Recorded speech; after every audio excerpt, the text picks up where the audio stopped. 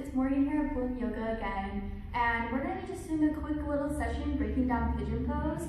So this is a posture that you probably take almost every time you're in a yoga class, right? And sometimes if you're a beginner or even a more advanced yogi, you can find yourself feeling a lot of tension in this posture and you don't know why. So we're going to go ahead and start breaking it down, and I'm going to be going through 3 different variations that you guys can try out at home to see which one feels the best to you. So next time you're in a studio space, you can find that variation that you like best. So the first variation we're going to have like both step 1, 2, and 3. So the first one is if you have a lot of tightness in the hips. So let's say you're a person who commutes a lot. You'll tend to hold a lot of tension in those hip flexors, and maybe even sitting cross-legged can feel uncomfortable to you. So we're going to start off with that one, and it's going to be supine. And then we're going to take a traditional pigeon pose, so one-legged pigeon. And then if you'd like to try something new, we're going to take a seated fire log pose as well with use of blocks. So let's go ahead and get started. So taking it on our backs first, you're welcome to find a blanket to place underneath the low back just for some extra padding and comfortability. And you're going to bend the knees and take the hands to behind your body. Then rolling your shoulders back here, engaging your core slightly, we're going to cross the right ankle across the left quad. So maybe this is enough stretch for you and you just want to stay here. This is first variation, honestly. You can stay here, start to recline back, and just enjoy the feeling that you're feeling in that right hip. If you'd like a little bit more, if you'd like to relax a little bit further, we're going to go ahead and recline into our backs. So bring it all the way back down. So you're welcome to release that foot to the mat. This is another variation you can try out, releasing the hands at your sides or even applying a little light pressure on that right knee. Another variation you can try is a figure 4 pose, which is what I intended to show you guys here on our backs. So we're going to go ahead and take those hands. You're welcome to look at your video here. And we're going to intertwine them between that 4 shape that you created. So grab them maybe for the back of the knee, or my personal favorite, if you have a little bit more flexibility, a little bit more mobility in here, you can grab for the front of the knee as well. And then you're going to start to press that left knee towards your body a little bit. Make sure you're actively flexing your right toes up towards the sky, and keeping both of those tailbones on the earth here. Relax your shoulders as much as you can. Soften the muscles in the face and just breathe into the space you're creating.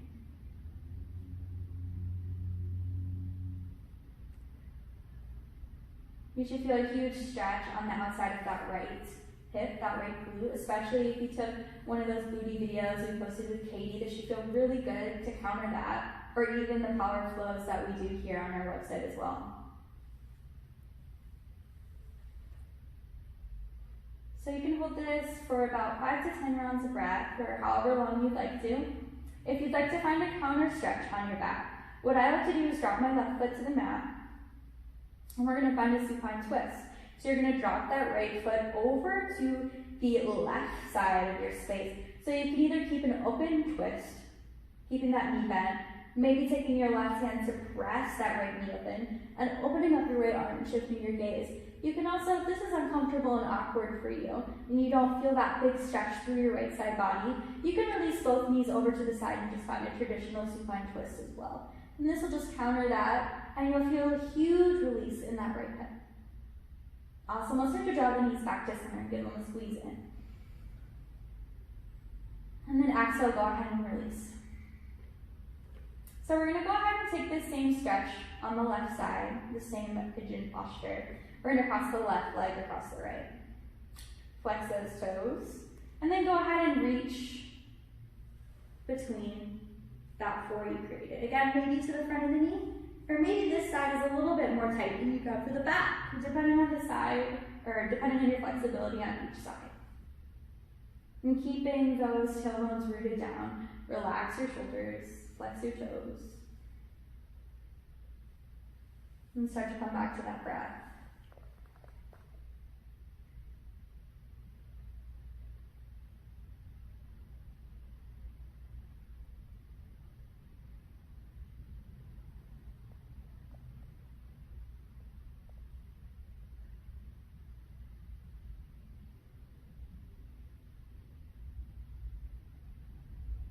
And then as you're ready, go ahead and release that foot to the mat. And we'll find our supine twist. So maybe dropping that left foot to the mat, like I stated before, for an open twist, pressing your right hand to your left thigh. And then you can open up that left arm and gaze to the left, or you can just find a traditional supine twist as well. This is my personal favorite because I feel a huge opening on my right side, my right rib, my right, outside of my right hip, and even down my hip flexor into my thigh as well.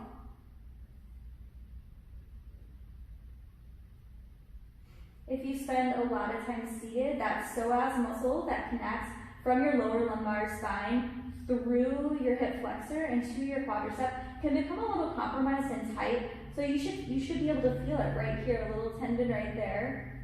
And you should feel that nice huge opening in that psoas muscle as you breathe into this twist and even in your figure four. Awesome, we'll start to draw everything back to center, so give those knees a squeeze in. And then as you exhale, go ahead and release them. Awesome, we're gonna come up back to a seat. So that's our first variation, coming back to our seat. We're gonna go ahead and release that blanket up to the side, and we're gonna come onto all fours. So moving into our pigeon pose, like our one-legged pigeon pose. This is the one you'll often see in a lot of yoga classes. We're gonna take this one and break it down today. So you're welcome to take that blanket out if you have sensitive knees. And we'll go ahead and check in. So let's come into all fours. Actually, let's go into downward facing dog. So walk the hands about 3 steps forward from maybe your fours. Tuck your toes and then lift your hips high. Awesome, let's come into a 3-legged dog. So lift that right leg high as you breathe in. And then as you exhale, draw it into heart center. Now go ahead and bring that shin across. Drop your left knee down, untuck your toes, heart forward. Awesome, so now maybe you have some yoga blocks, 1 or 2 of them, or some cans or your hydro flask, whatever you got. Place your hands on them. And start to breathe into that long spine you're creating here. Pressing that left hip flexor forward. So your hips are going in the same direction as your mat.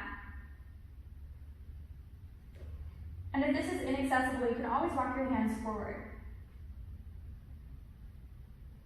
And is your neck following suit with your spine?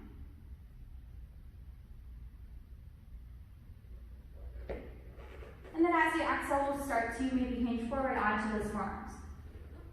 And this is our first variation here. Or second variation here, excuse me. Maybe you take it a step further, lengthen those arms forward and release onto the forehead. So these asanas have a lot of variations you can try. It's what feels good in your body. So if you find yourself in a yoga class comparing yourself to who's next to you, I want you to bring yourself back to this moment in your own home practice, in your own space, where you're just following your intuition, not watching the video in this moment, but finding an arm placement that allows you to breathe a little bit more deeply and get more out of this posture. One of my favorite quotes is, the posture, or the asana, is just a vehicle for your breath. So what posture, what variation allows you to breathe deeper, allows you to leave that to-do list behind, not compare, but just be here.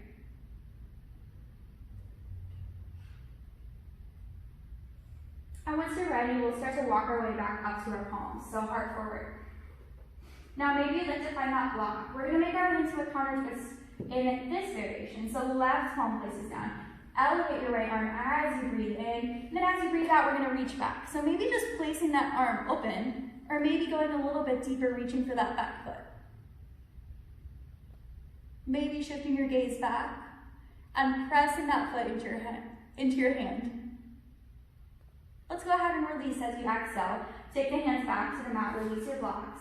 Tuck your toes under, and as you breathe in, let's lift that left leg high, or right leg high, inhale. And then maybe bend that knee, stack your hips. Maybe you want to flip your dog here. Maybe trace some circles on the sky in your scorpion down dog. And then as you exhale, release that foot to the mat.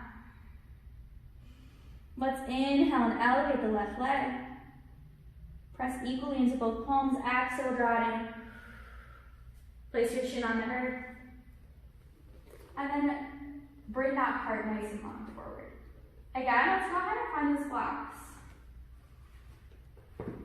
lot of times students tell me here, they even feel an opening in the low back. What that is that psoas muscle, so it connects from the low back into that hip flexor. So if you have a lot of lower back pain, if you have a lot of hip pain and hip tension, that is what that probably is, your psoas muscle. And pigeon posture, figure 4, some supine twists can be really therapeutic for you.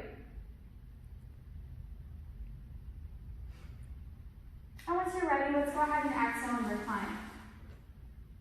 So if you feel like you can't hold that seated pigeon, that probably means you need some work in this posture. So go ahead and try to hold that seated pigeon, that upward pigeon, for a little bit longer than you think you usually do. And just feel those sensations, that opening in that right hip flexor. If you feel like you're not getting a big enough stretch here, you can take your left foot and bring it forward. But make sure that you're not compromising that left hip and dropping it over to the side. You want those hips to stay in about the same length. You want them to be parallel.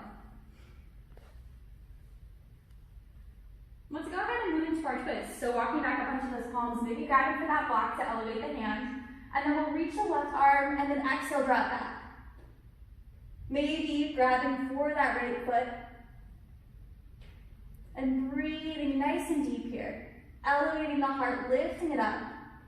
And pressing that right hip flexor down a little bit more. Let's go ahead and release. Exhale, take the right hand to the mat.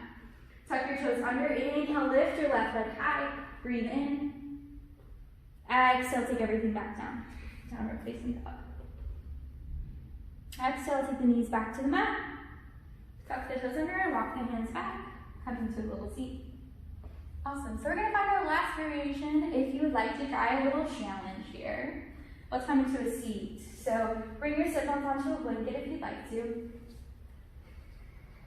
Awesome, and grab from your block, just in case you need it here. I'm gonna actually shift to face you guys. Awesome, so we're gonna take the hands back behind you like we did when we went onto our backs. We're gonna cross the right leg across your left, flex your toes towards you. So again, you're welcome to stay here, just as is. If you'd like to go a little bit further into fire log, you can start to bend your left knee and shift, kind of like your origami here, shift into it. We'll take our block if you'd like to, and bring it into that little space. You can also take a rolled up blanket to fill that space.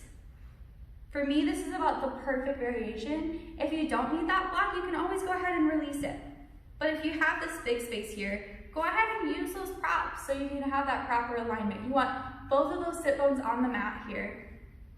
And maybe you just stay here seated and breathe into this space you're creating. Maybe hands at heart center.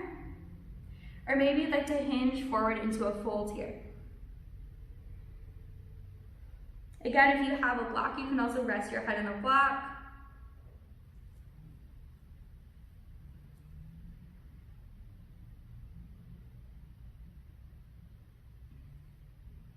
And we'll go ahead and come back to center. We're gonna take our left hand. So you wanna think we're bringing the opposite hand across. So left hand's gonna come across to the right knee and you're gonna gaze back behind you. And then as you inhale, come back to center. Go ahead and release that block out to the side of your space. Hands come back behind you. And what I like to do in between sides is just rock the knees from left to right. So you'll feel a huge opening on this right hip here as you rock from left to right. Circle the ankles. And let's come back to center. So place the feet on the mat. Awesome, let's do our left side. So cross the left leg across. Flex your toes. Both sit bones on the mat. And then start to fold. So bring the right knee towards the left foot. Now, how is this side different than the other? And can you place padding under the ankles to be a little bit more comfortable here underneath the sit bones? And then maybe grabbing for that block to fill that space.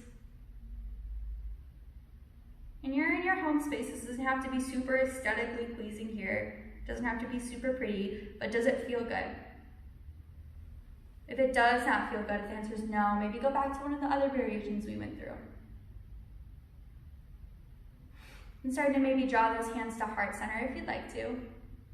or maybe shifting into your fold for 3 rounds of rep.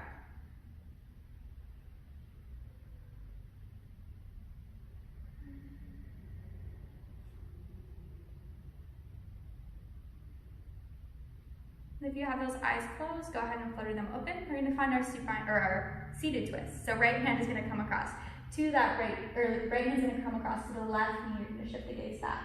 Lone sign. Inhale into that spine length and exhale to steeper. Let's go ahead and come back to center. Release it out. Bring that block to the side and release. So that is our last little variation here. I hope you guys have a great rest of your day, and we'll see you guys next time. Namaste.